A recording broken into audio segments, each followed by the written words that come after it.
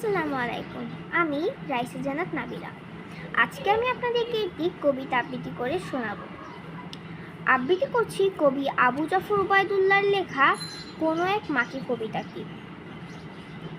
কুমড়ো ফুলে ফুলে নুয়ে পড়েছে লতাটা, সজনে ডাঁটায় ভরে গেছে গাছটা, আর আমি ডালের বড়ি শুকিয়ে রেখেছি।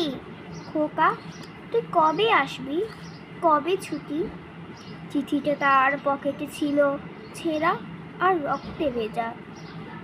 মাগো মাগো, ওরা বলে সবার কথা কেড়ে নেবে, তোমার কোলে শুয়ে গল্প শুনতে দেবে না। বলো মা, তাই কি হয়? তাই তো আমার দেরি হচ্ছে। তোমার জন্য কথার ঝুড়ি নিয়ে তবেই না বাড়ি ফিরব।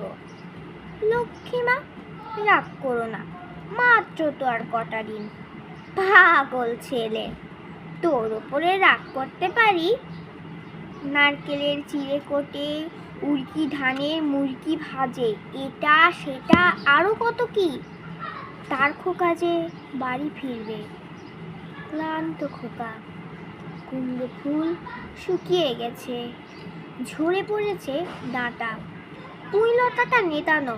খোকা খোকা এলি, ঝাপসা চোখে মাথা কায় উঠানে উঠানে, যেখানে খোকার সব শকুনিরা ব্যবচ্ছেদ করে। এখন মার চোখে চৌট্রের রোদ উড়িয়ে দেয় শকুনিদের। তারপর দাওয়ায় বসে মা আবার ধান ভানে, বিন্নি ধানের খই ভাজে। খোকা তার কখন আসে, কখন আসে।